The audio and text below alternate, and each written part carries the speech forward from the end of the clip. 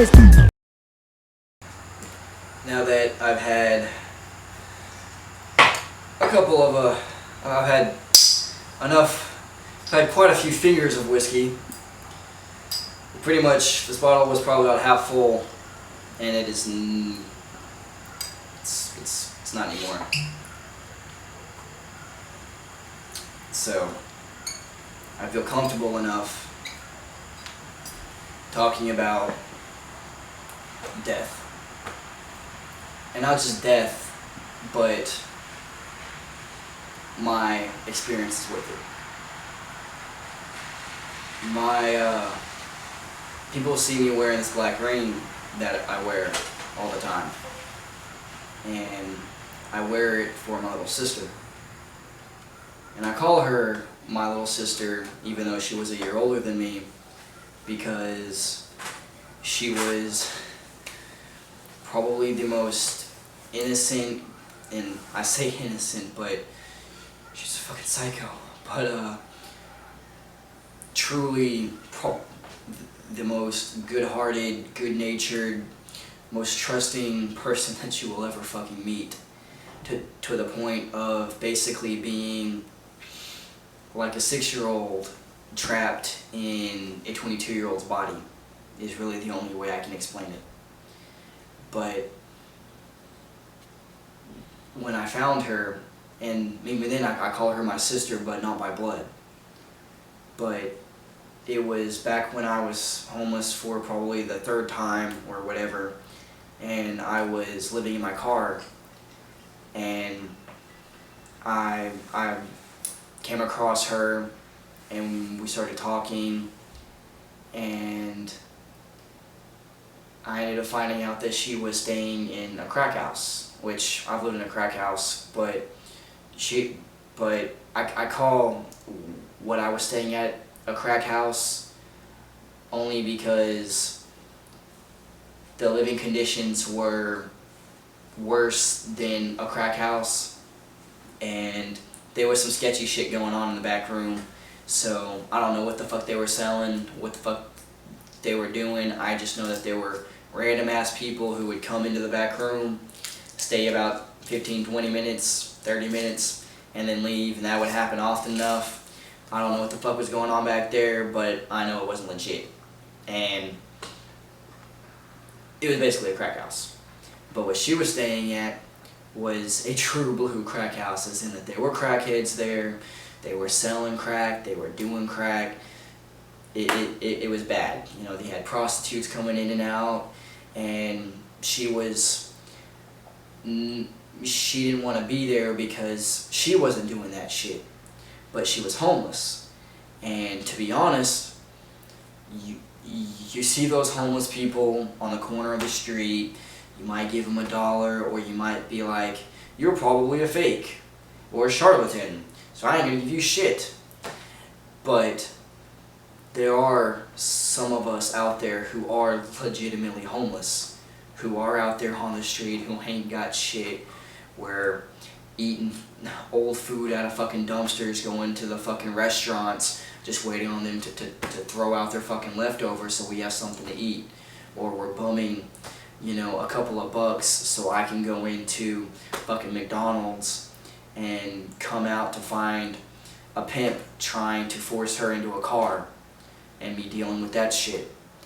And just a whole bunch of other shit like that.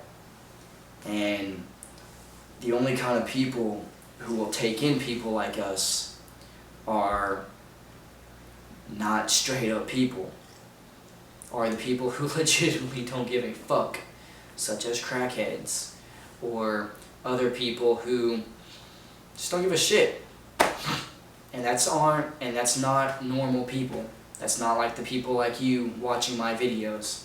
And I can say that safely because I know you watching my video, you would not take in a fucking homeless person. Because you're gonna look at, I don't know what you're capable of, I don't know if you're gonna kill me in my sleep, I don't know if you're gonna rob me, if I'm gonna bring you home, hoping, you know, that I'm gonna be nice, I'm gonna give you a bed, I'm gonna give you some food, and I'm gonna wake up and all my money's gone, my TV's gone, all my shit's fucking gone. Because unfortunately, a lot of that shit will happen. Because you have people, most of us who have been on the street, we don't trust a motherfucking person. So if someone gives us a place to stay, and we got a chance to make some money like that, most people will take that chance. And they will do it. And they will fuck you over. And that's fucked up, because that's basically taking someone who is trusting and is going to actually try to help that person, them basically biting the hand that could potentially feed them. And that's, in my opinion, really fucking retarded. But the way they see it, shit's going to go south anyway. Might as well make that money while I fucking can. But, so that being the case, she was in a fucking crack house. And she was scared to fucking be there. Because she was scared the cops would fucking raid her, and she's fucking there, so she's gonna get lumped in. And it's not like her system's fucking clean, because she smoked pot. Who doesn't? She did X, did acid, shit like that, but she never fucked with the hard shit like that. But because her system ain't exactly clean, then she would get lumped into all of that shit. And the way I saw it, I'm living in my fucking car. I'm working the fucking graveyard shift at fucking Whataburger. I can't even take care of my fucking self, much less try to take on another person. But I couldn't not do anything, because that's me. I'm the kind of person that I can look at you and know if you on the real or not. You can't fucking lie to me. And if you can lie to me, then that takes some true fucking skill, and you are a true fucker. You are so good at lying that you probably deserve to get your ass beat. It's just that simple. Because I almost never call anyone on their bullshit, just because I want to see how much bullshit that they're gonna try to feed me. I ain't swallowing it. I may look like I am, but I'm like a psychiatric patient. I got those pills on, yeah, I'm swallowing my pills. Nah. But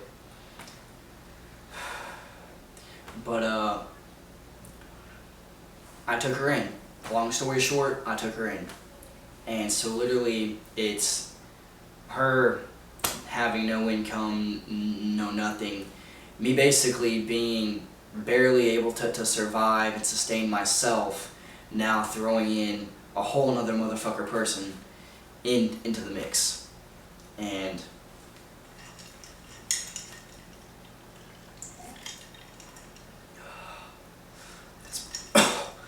some good shit. Oh shit.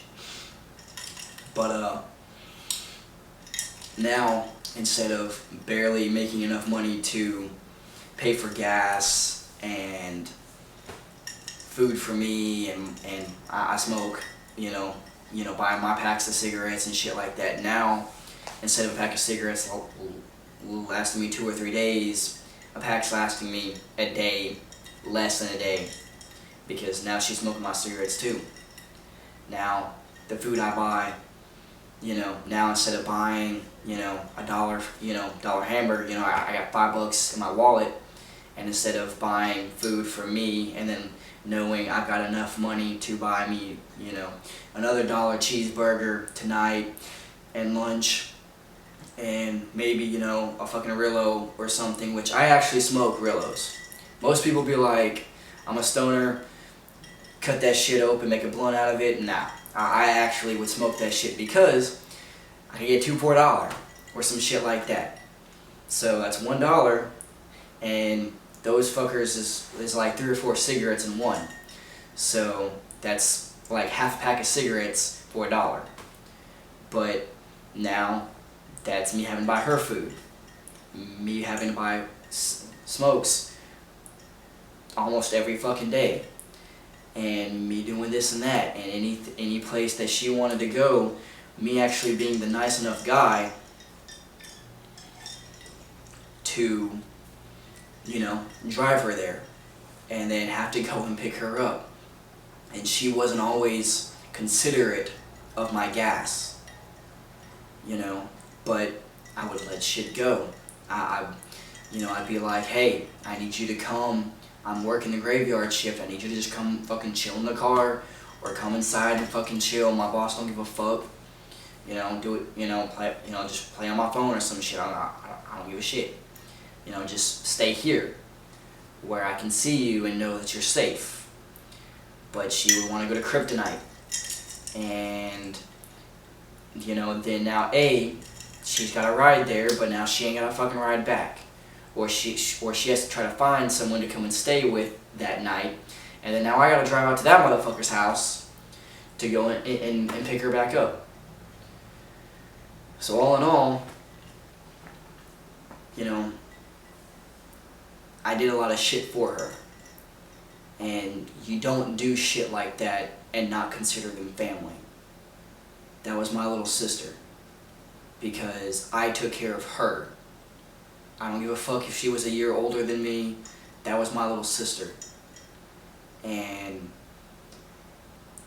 we've had our fights. Would fight and then make up. And it's like I said at her funeral, I stood there for about 2 minutes, 2 solid minutes.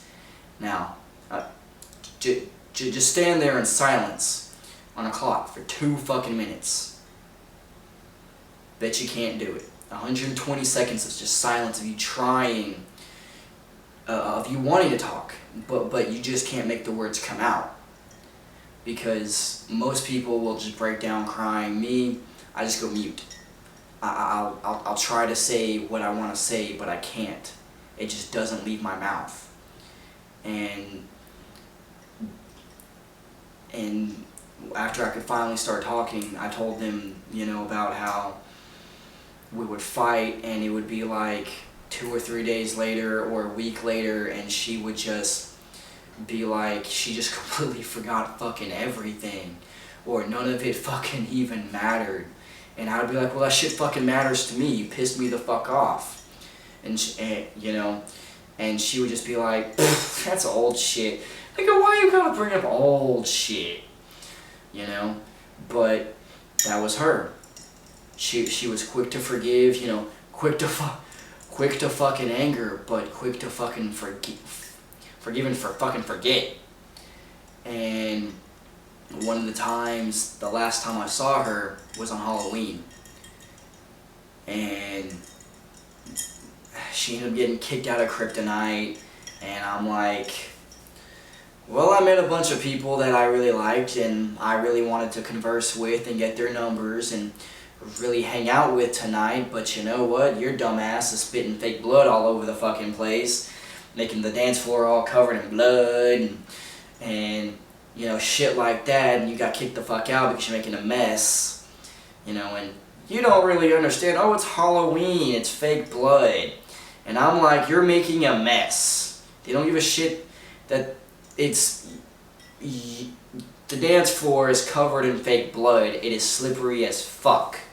Do you not realize it's not that it's fake blood, it's that you're making a mess that you're not going to clean up. And yeah, that's why you got kicked the fuck out. At least for tonight.